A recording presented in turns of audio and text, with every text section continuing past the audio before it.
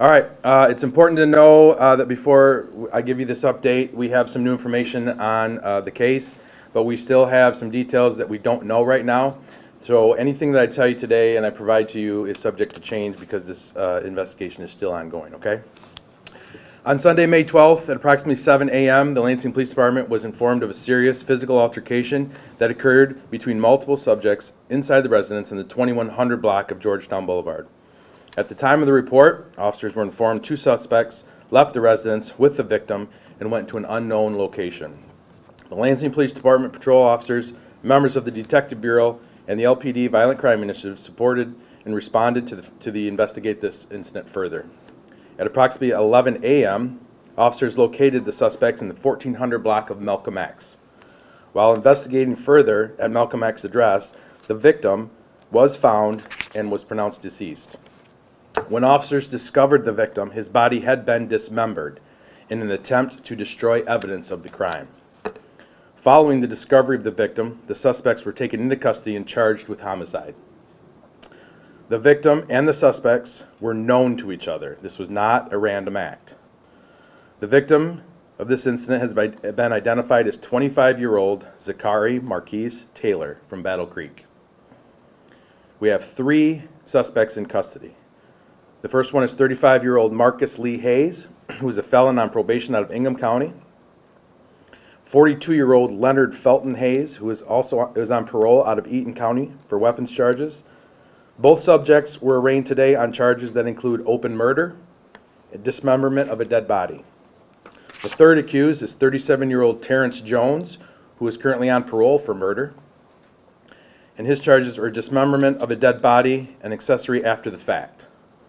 We are still investigating this case, and there is a high probability of additional arrests to come. Because of the efforts to hide their crime, there are details of the sequence of events that we are not yet able to share, including the extent of the injuries from the assault. We know this is a gruesome case. Our teams have been working around the clock to get these suspects arrested and charged for these crimes. It is important to note that the cooperation of the public and the citizens helped us get some closure on this case and get this case moving quickly from the beginning of it. This takes me to my next point. It is not a good time to be a bad guy in the city of Lansing, and I can tell you why. We've had 6 homicides in 2 months. Of those 6 homicides, we have 5 people in custody. My department has the backing of our community, the AUSA in the Eastern District, the ATF, the FBI, the state police, our mayor, our council, and our prosecutor's office. If you don't believe me and you think that this is just fluff, take a look at some of our recent prosecutions, some federal indictments, and sentences that we've recently had on some of our bigger cases. We are engaging our specialty teams as we speak, including our violence disruptors, to assist us moving into the summer. Questions? Sir, with this being another homicide in the last 2 months, and we started the year pretty quiet when it comes to these violent crimes, just your reaction to this just change of course? I really don't have anything I can put my finger on as to why. I do know we had a really good start to 2024. Circumstances are just that we have had a rash. None of them are related. They're not random. There's no affiliation with them. It just so happens that we've had 6 in a very short period. Hopefully that doesn't continue, that trend.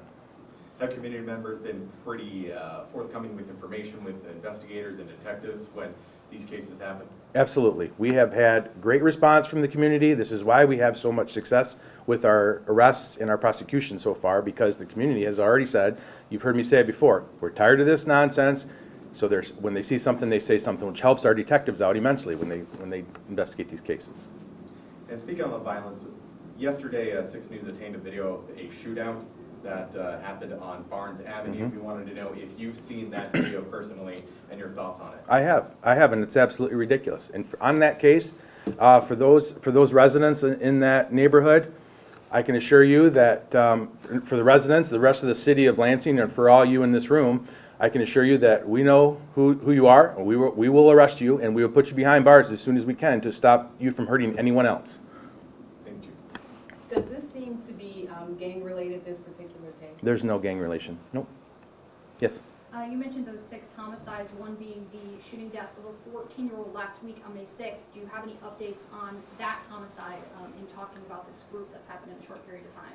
We have gained some information on that. We have some person of interest in that case, but we are navigating that case right now to make sure that we have everything aligned so that we have that prosecution, we have it what we need for that prosecution. And with the higher number of homicides in Lansing recently, will there be more officers outnumbered in the community as these numbers go up, or are there any initiatives that you all are pushing at this time? Absolutely. We always, in the summer months when it gets warmer and people are more outside, these events sometimes happen. We absolutely plan on making sure that we have a strong front for that criminal element out in front of everyone this summer to make sure that they know where we stand and it will not be tolerated. And if you do it and you do get caught, which you will be held accountable in Ingham County.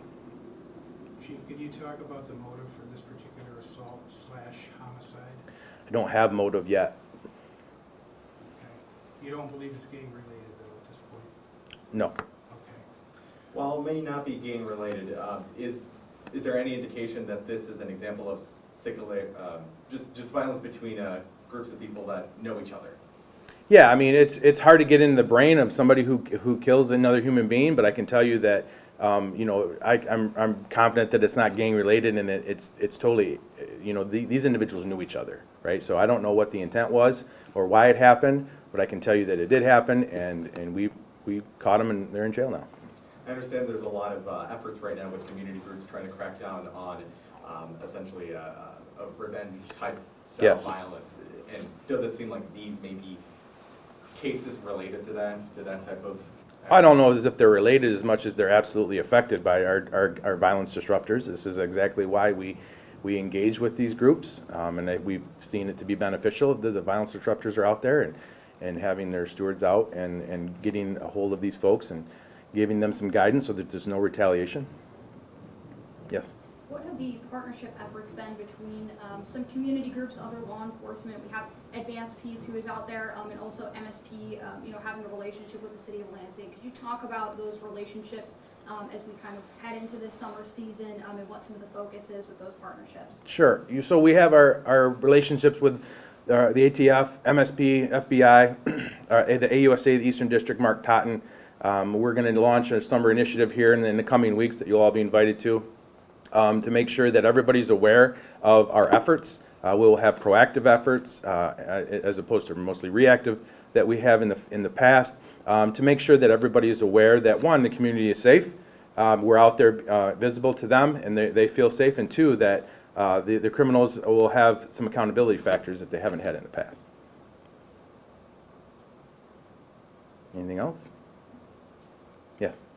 Is there any updates as to the further court proceedings or dates with the folks who are in custody for this crime? No, I don't have that. The arraignments are taking place right now, and I don't have that information, but we will have that for you shortly. Anything else? Chief, do you know whether the victim was killed at the address, the original location of the call, or killed after the victim was taken from that location? I can't get into that yet because that's part of the ongoing investigation. Chief, are you able to add any more details in terms of explaining dismemberment? What were detectives seeing when they got on scene? I can't really get into that right now. That's part of the investigation. Okay, thank you all for coming. Have a good day.